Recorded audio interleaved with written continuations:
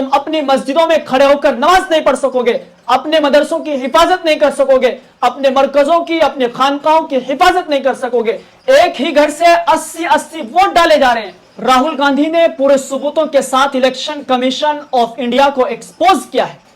कर्नाटका की एक ही विधानसभा सीट पर 1 लाख से ज्यादा वोट चोरी हुए हैं।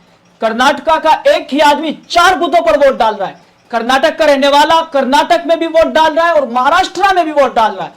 एक ही घर से 80-80 वोट डाले जा रहे हैं। एक बिल्डिंग से 1100 वोट डाले जा रहे हैं। किसी के बाप का नाम ABCD है, किसी के बाप का नाम XYZ है, किसी का एड्रेस बिल्कुल नहीं है, और अगर है तो 0-0 है। ये देश के अंदर क्या हो रहा है? हमारा देश डेमोक्रेसी है, जमहूरी मुल्क है।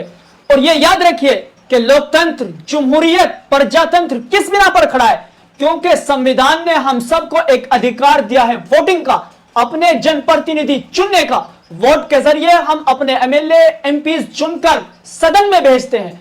हिंदू हो या मुस्लिम, सिख हो या ईसाई, अमीर हो या गरीब, ब्राह्मण हो या दलित, मर्द हो या औरत, हर एक को वोट का अधिकार है। शर्त यह है कि उसकी उम्र 18 साल से ज्यादा होनी चाहिए। कर्नाटका की एक ही विधानसभा सीट पर इतने ज्यादा वोट चोरी हो गए, वोटिंग में धांधली हो गई। इसका मतलब यह है कि या तो यह खुद इलेक्शन कमीशन ने कराया है, या अगर इलेक्शन कमीशन को इसका पता नहीं है तो मतलब कितनी बड़ी लापरवाही है, जो सीधा सीधा देश पर हमला है, देश के संविधान पर हमला है, जमहूरियत पर हमला है।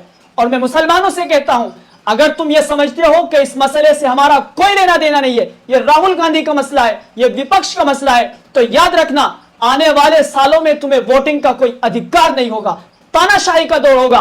तुम अपनी मस्जिदों में खड़े होकर नमाज नहीं पढ़ सकोगे, अपने मदरसों की हिफाजत नहीं कर सकोगे, अपने मरकजों की, अपने खानकाहों की हिफाजत नहीं कर सकोगे। इसलिए मैं मुसलमानों से कहता हूं कि इस वीडियो को इतना ज्यादा शेयर करो ताकि सारे मुसलमानों तक ये वीडियो पहुंचे और सब मिलकर इसके खिलाफ आवाज बुलंद करें।